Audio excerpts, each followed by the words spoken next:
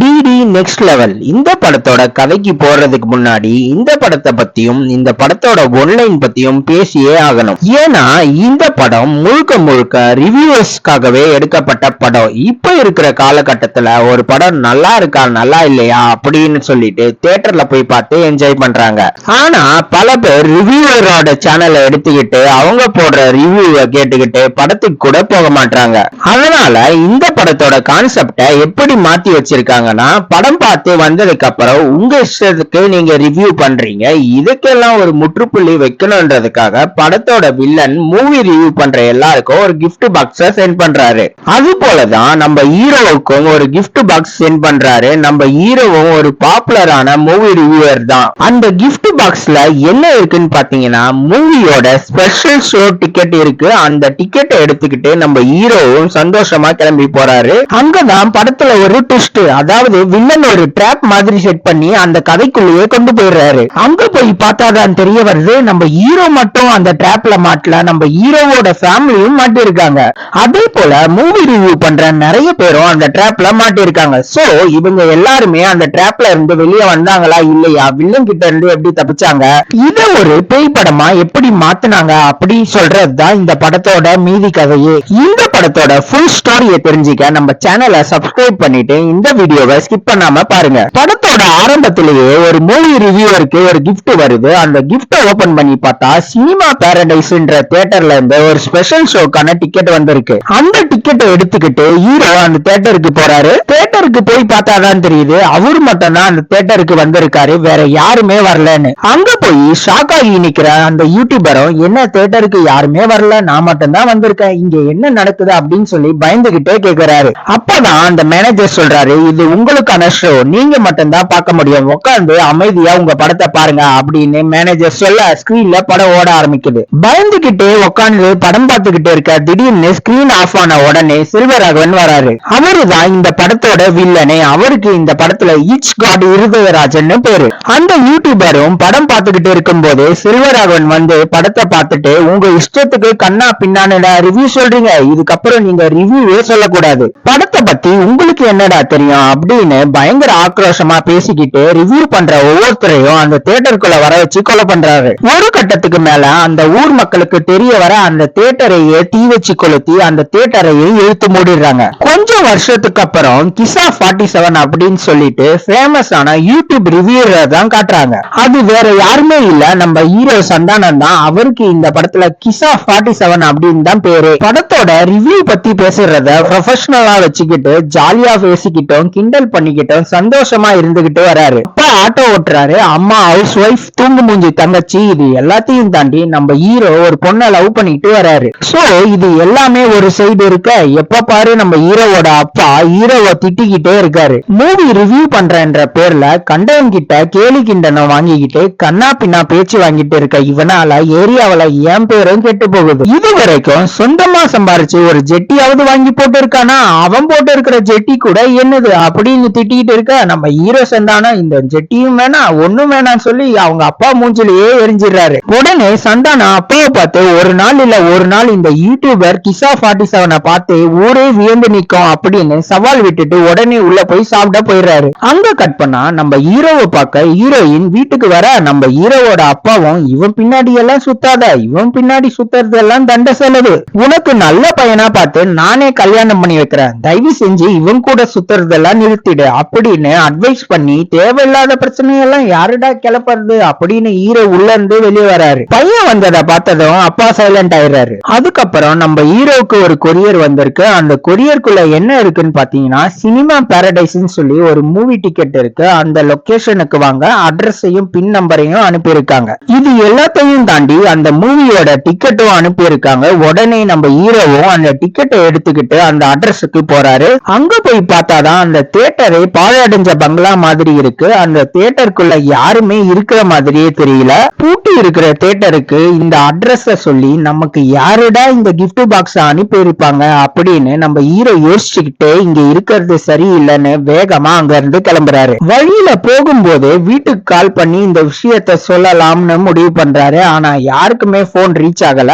நம்ம வீட்டாண்ட போய் பார்த்ததுக்கு அப்புறம் தான் தெரிய வருது, பக்கத்து வீட்டுக்காரரு அக்கத்து வீட்டுக்காரரு எல்லாம் உங்க அப்பா அம்மா நீ சொன்ன படத்தை படத்துக்கு தான்ப்பா டிக்கெட்டை எடுத்துக்கிட்டு இப்பதான் கிளம்புனாங்க அப்படின்னு சொல்றாங்க. உடனே நம்ம ஹீரோ ஷாக் ஆகுறாரு. எப்படியாவது நம்ம அப்பா அம்மாவை தடுத்து நிறுத்தணும்னு சொல்லி அந்த தியேட்டருக்கு போறாரு. அங்க போய் பார்த்தாதான் தியேட்டர் புது தியேட்டர் மாதிரி இருக்கு. அதை பார்த்த நம்ம ஹீரோ பயங்கர ஷாக் ஆகி நிக்கிறாரு. அது மட்டும் இல்லாம ஹீரோவோட மொத்த ஃபேமிலியும் தியேட்டருக்குள்ளதான் இருக்காங்க. நம்ம ஹீரோவும் ஒரு சைடு யோசிக்கிறாரு.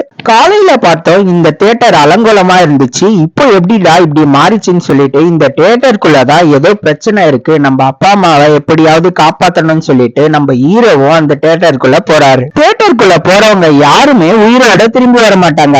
ஏன்னா இது எல்லாத்தையுமே வில்லன் ட்ராப் மாதிரி செட் பண்ணி அந்த கதைக்குள்ள கூட்டிட்டு போயிட்டு ரிவ்யூஸ் மட்டும் இல்லாத ரிவ்யூஸோட ஃபேமிலியும் உள்ள கூட்டிட்டு வந்து கொலை பண்றதுதான் அவனோட வேலையே. சோ அந்த பிளான் படிதான் கிசா 47 அதாவது நம்ம ஹீரோ சந்தானத்தையும் உள்ள வர வச்சிருக்காங்க. இப்போ நம்ம ஹீரோ மட்டும் தான் உள்ள போயிருக்காருன்னு பாத்தீங்கன்னா பின்னாடி இன்னொரு கேங் வருது. அது நம்ம மொட்டை ராஜேந்திரன் கேங்.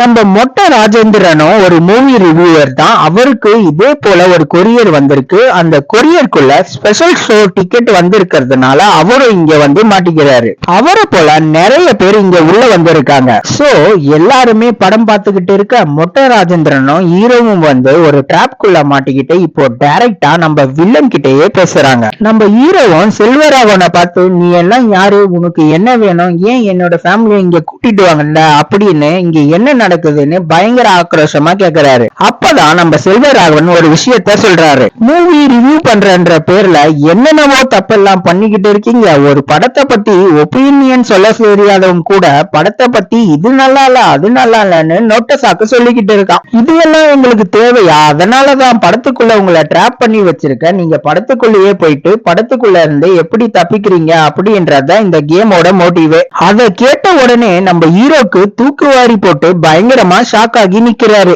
சோ இந்த கேம் எப்படியோ போகட்டும், என்னோட ஃபேமிலியை காப்பாத்தணும்னு சொல்லி முயற்சி பண்றாரு. ஆனா அந்த இடத்துலதான் செல்வராகவன் நம்ம ஹீரோக்கு ஒரு செக் வைக்கிறாரு.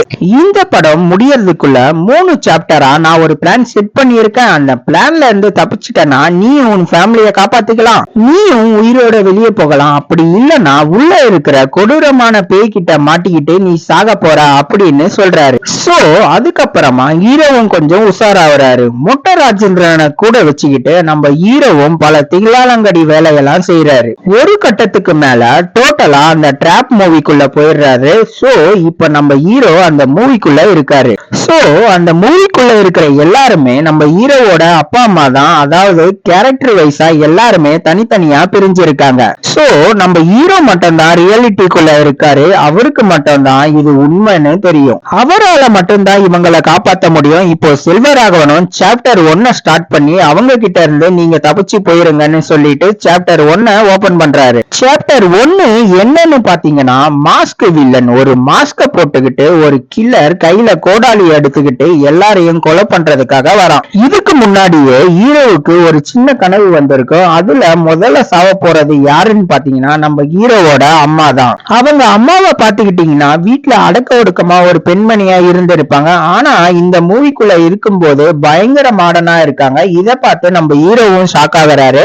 ஒரு சைடு பார்த்தா அவங்க அப்பா ஷிப்போட கேப்டனா இருக்காரு, இன்னொரு சைடு பார்த்தா அவங்க தங்கச்சி பயங்கர கிளாமரா இருக்காங்க. இப்போ பாருங்க எல்லாருமே ஒரு ஷிப்புக்குள்ளதான் இருக்காங்க. ஷிப்போட கேப்டனா நம்ம ஹீரோவோட அப்பா தான் இருக்காரு. நம்ம ஹீரோவுக்கு எல்லா உண்மையும் தெரியுன்றதுனால அந்த மூவிக்குள்ள போயிட்டு எல்லார்கிட்டையும் நடந்த உண்மையெல்லாம் சொல்றாரு. ஆனா யாருமே நம்ப மாட்டாங்க. ஒரு கட்டத்துக்கு மேல ஜிவிஎம் என்ட்ரி ஆகுறாரு. நம்ம ஹீரோவை வந்து நீ யாருப்பா, உனக்கு என்ன வேணும், தேவையில்லாம குழப்பிட்டு இருக்க. ஹீரோவும் ஜிவிஎம் கிட்ட எல்லா உண்மையும் பயங்கர டீடைலா எக்ஸ்பிளைன் பண்றாரு. ஜிவிஎம் நீ சொல்றதெல்லாம் உண்மையா இருந்தா நடக்கிறத வச்சு பாத்துக்கலாம் அப்படின்னு சொல்லி ரொம்ப கேர்லெஸ்ஸா விட்டுறாரு. அதுக்கப்புறமா ஹீரோவோட தங்கச்சி இருக்காங்க பாத்தியா, அவங்க வந்து நம்ம ஜிவிஎம் மேல ஒரு ரூட்டை விட்டுக்கிட்டு இருக்காங்க. நம்ம ஜிவிஎம்மும் ஹீரோவோட தங்கச்சியும் பயங்கர க்ளோஸா லவ் பண்ணிக்கிட்டு இருக்க. அந்த மாஸ்க் கில்லர் ஹீரோவை ஒரு சைட் துரட்டிட்டு வந்துகிட்டு இருக்கான். அவங்க கிட்ட இருந்து எப்படியாவது தப்பிக்கலான்னு பார்த்தா இவங்க பண்ற டார்ச்சர்ல இருந்து தப்பிக்கிறது பெரிய விஷயமா இருக்கேன்னு சொல்லி நம்ம ஹீரோ அந்த மாஸ்க் வில்லன் கிட்ட இருந்து தப்பிச்சு போயிடுறாரு. ஒரு கட்டத்துக்கு மேல அவனை லாக் பண்ண நிறைய விஷயத்தை யூஸ் பண்றாரு. திடீர்னு ஷிப்போட இன்ஜின்ல ஃபால்ட் ஆகுது. உடனே நம்ம ஷிப்போட கேப்டன் பக்கத்துல ஒரு ஐலாண்ட் இருக்கு, அங்க போலான்னு சொல்றாரு. ஐலாண்ட் போனதுக்கு அப்புறம் ஹீரோ எவ்வளவோ சொல்றாரு, ஆனா நம்ம ஜிவிஎம் புரிஞ்சிக்கவே மாட்டாரு. சோ அந்த ஐலாண்ட்ல இருக்கிற ஹோட்டல்காரங்க எல்லாருமே பயங்கரமா வரவேற்பு பண்றாங்க. அதை பார்த்துட்டு நம்ம ஹீரோவும் பயங்கர ஷாக் ஆகுறாரு. இதுக்கு பின்னாடி என்னதான் இருக்குன்னு சொல்லி செல்வராகவன் கிட்ட கதைக்குள்ள போய் கேட்கிறாரு. செல்வராகவன் டிராப்போட செகண்ட் சாப்டர் ஓபன் ஆகுது. அந்த செகண்ட் சாப்டர்ல என்ன இருக்குன்னு பாத்தீங்கன்னா மிஸ்ட்ரி ஐலாண்ட், அதாவது இந்த ஐலாண்டுக்குள்ளதான் பிரச்சனைன்னு சொல்றாரு. சோ அதே சமயத்துல நம்ம ஹீரோக்கு இன்னொரு கேள்வியும் இருக்கு. நம்ம ஃபேமிலில இருக்கிற எல்லாருமே இருக்காங்க, நம்ம லவ்வரை மட்டும் காணுமே, அதையும் செல்வராகவன் கிட்ட நம்ம ஹீரோ கேட்கிறாரு. அது எல்லாத்தையும் இந்த ஐலாண்ட்ல நீ தெரிஞ்சுப்ப அப்படின்னு சொல்றாரு. சோ நம்ம ஃபேமிலியை எப்படி காப்பாத்த போறோம், என்னோட காதலிக்கு என்னாச்சு ஏதாச்சு ஒண்ணுமே புரியலையே. இப்போ பாருங்க, அந்த ஹோட்டல் மேனேஜ்மெண்ட் ஆளுங்க சொல்றாங்க 3வது மாடிக்கு மட்டும் தப்பி தவறி போயிடாதீங்க, அங்க போனா பிரச்சனை, எதுக்காக போக கூடாதுன்னு சொல்லிட்டு அந்த குடும்பத்துல இருக்கிறவங்க ஒருத்தர் கேக்குறாங்க. இது இந்த ஹோட்டலோட ரூல்ஸ், யாருமே 3வது மாடிக்கு போக கூடாது. சோ அப்பதான் நாங்க 3வது மாடிக்கு போயே ஆகும்னு சொல்லிட்டு நம்ம ஹீரோவோட அம்மாவும் தங்கச்சியும் அவங்களோட ஃப்ரெண்ட்ஸும் பேசிக்கிட்டு இருக்க நம்ம ஹீரோ அதை காதுல வாங்கிக்கிறாரு. சோ வெளியே பார்த்தா நம்மள யாரோ ஃபாலோ பண்ற மாதிரி இருக்குன்னு சொல்லிட்டு நம்ம ஹீரோவும் சந்தேகப்படுறாரு.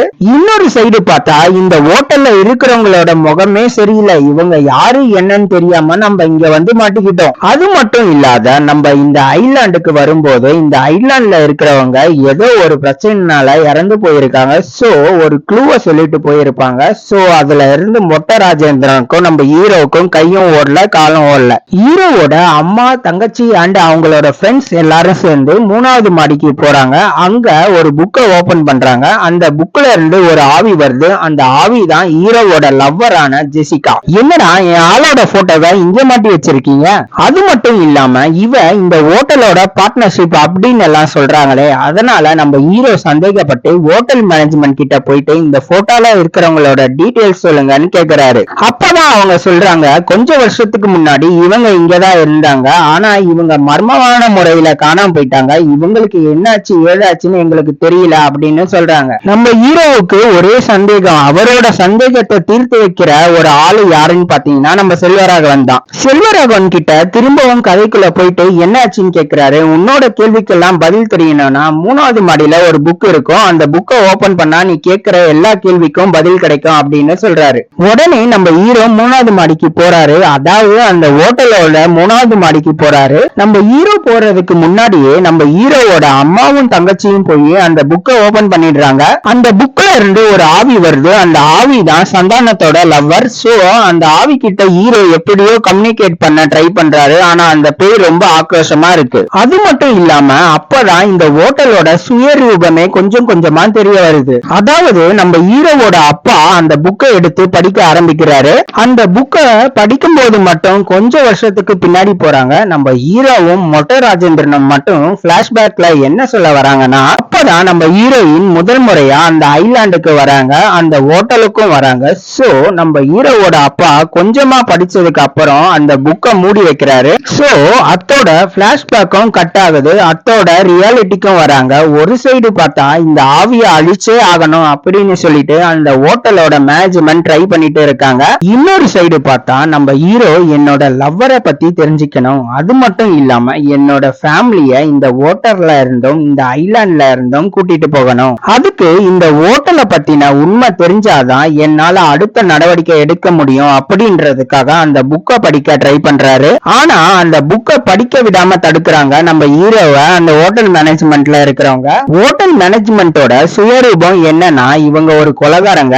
இதுக்கு முன்னாடி இந்த ஹோட்டலுக்கு வரவங்க எல்லாத்தையும் கொடூரமா கொலை பண்ணி யாருக்கும் தெரியாம அழிக்கிறது தான் இவங்களோட வேலையே. சோ இப்ப இவங்க வந்து இந்த இடத்துல மாட்டிக்கிட்டாங்க. சோ அப்படி வந்தவங்க தான் நம்ம ஹீரோயினை டோட்டலா ஒரு சாமியார் மூலியமா ஒரு கிரகணம் வரைக்கும் கட்டி போட்டு வச்சிருக்காங்க. அந்த வீட்டுக்குள்ளேயே, அதாவது அந்த ஹோட்டலுக்குள்ளேயே கிரகணம் முடிஞ்சிச்சுன்னா அந்த ஆவி வெளியே வந்துடும். சோ அந்த ஆவி வெளியே வந்துருச்சுன்னா அந்த ஹோட்டல் மேனேஜ்மெண்ட் ஆளுங்க எல்லாத்தையும் கொன்னுடும். அது மட்டும் இல்லாம நம்ம ஹீரோ அண்ட் ஹீரோவோட ஃபேமிலி எல்லாரையும் கொலை பண்ணிடும். ஏன்னா அந்த ஆவிக்கு தெரியாதுல இவங்க யாருன்னு சொல்லிட்டு அதோட குறிக்கோள் என்னன்னா, என்ன கொலை பண்ணவங்கள நான் கொலை பண்றேன். சோ அப்பனா நம்ம ஹீரோயின் இந்த ஹோட்டல்ல விலைக்கு வாங்கி இருக்காங்க, அந்த ஹோட்டல்ல இருந்து இருக்காங்க. ஆனா ஒரு கட்டத்துக்கு மேல அந்த ஹோட்டல்ல தப்பு நடக்குது அப்படின்னு தெரிஞ்சுக்கிட்டு இது வெளியே இன்ஃபார்ம் பண்ண ட்ரை பண்ணியிருக்காங்க. அந்த நேரத்துல தான் அந்த ஹோட்டல் மேனேஜ்மெண்டோட டீம் மெம்பர் என்ன பண்ணிருக்காங்கன்னா நம்ம ஹீரோயினை கொலை பண்ணி அந்த இடத்திலேயே புதைச்சிருக்காங்க. சோ அவங்களுடைய ஆவியும் கட்டுப்படுத்தி அதே இடத்துல மெயின்டைன் பண்ணியிருக்காங்க. இப்போ அந்த ஆவி வெளியே வர போகுது. ஒரு சைடு பார்த்தா அந்த புக்கை பத்தி தெரிஞ்சுக்கிட்டு இதுல இருந்து நம்ம குடும்பத்தை காப்பாத்தலான்னு நம்ம ஹீரோ ட்ரை பண்ணிட்டு இருக்காரு. இன்னொரு சைடு பார்த்தா இந்த புக்கை இவனை படிக்கவே விடக்கூடாதுன்னு சொல்லிட்டு அந்த ஹோட்டல் மேனேஜ்மெண்ட் டீம் ட்ரை பண்ணிட்டு இருக்காங்க. இந்த பிரச்சனையில இருந்து நம்ம ஹீரோ எப்படியாவது அவங்க அப்பா மூலமா அந்த புக்கை படிச்சு ஹீரோயினோட ஹிஸ்டரி எல்லாத்தையும் தெரிஞ்சுக்கிறாரு. சோ சாப்டர் செகண்டையும் முடிக்கிறாரு. டைரி பிரச்சனை முடிஞ்சதுக்கு அப்புறம் நம்ம ஹீரோ திரும்பவும் செல்வராகவன் கிட்ட கம்யூனிகேட் பண்றாரு. அப்ப பாத்தீங்கன்னா நீங்க 2 பிரச்சனையில இருந்து சால்வ் ஆகி வெளியே வந்துட்டீங்க, மூணாவதா ஒரு பிரச்சனை இருக்கு, அதுல இருந்து நீங்க மீண்டும் வெளியே வந்தாதான் உங்களால உயிர் தப்பிக்க முடியும் அப்படின்னு சொல்றாரு. அந்த பிரச்சனை என்னடான்னு பாத்தீங்கன்னா ஹண்டர், அதாவது கொடூரமான முறையில மனிதர்களை கொலை பண்றவங்க. சோ சாப்டர் 2லயே நம்ம ஹீரோயினோட பிரச்சனை எல்லாத்தையும் தெரிஞ்சுக்கிட்டு ஹீரோயினை காப்பாத்திடுறாரு. அதுக்கப்புறம் சாப்டர் 3 வந்துருச்சு. அந்த சாப்டர் 3ல இருந்து ஃபேமிலியை எப்படி காப்பாத்துறாரு. சோ அந்த ஹண்டர் கிட்ட இருந்து நம்ம ஜிவிஎம்மும் நம்ம ஹீரோவும் எல்லாருமே ஒண்ணு சேர்ந்து பிளான் பண்ணி அந்த 4 ஹண்டரையும் கொலை பண்றாங்க. சோ இதோட இந்த டிடிக்கு ஒரு முற்றுப்புள்ளி வைக்கிறேன்டா அப்படின்ற மாதிரி எல்லாம் பேசிக்கிட்டு இருக்க அப்போதான் நம்ம செல்வராகவன் பயங்கரமா ஒரு ட்விஸ்ட் கொடுக்கிறாரு. நீங்க நினைக்கிற மாதிரி எல்லாம் இந்த டிடிய முடிக்க முடியாது.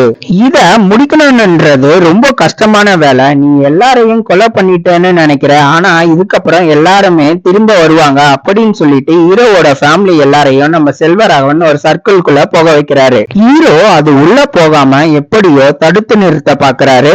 ஆனா ஒரு கட்டத்துக்கு மேல நம்ம செல்வராகவனை பார்த்து குடும்பத்தை காப்பாத்துனதுக்கு அப்புறம் பிரச்சனை வருதா அப்படின்னு செல்வராகவனை பார்த்து இந்த டிராப்பை கிரியேட் பண்ணுனா அதுக்கு ஒரு கதாபாத்திரம் வேணும், அந்த கதாபாத்திரத்தை நான் அழிக்க போறேன் அப்படின்னு ஜிவிஎம் ஃபாலோ பண்றாரு. ஆக்சுவலா அடுத்த கதாபாத்திரத்துல ஜிவிஎம் கொண்டு வர நம்ம செல்வராகவன் பிளான் பண்ணிட்டு இருக்க நம்ம ஜிவிஎம் நம்ம ஹீரோ கொலை பண்ணதுனால அந்த சாப்டருக்கு இதோட எண்டு கார்டு வைக்கிறாரு. அதாவது அதோட டிடி எண்டு அப்படின்னு முடிக்கிறாங்க.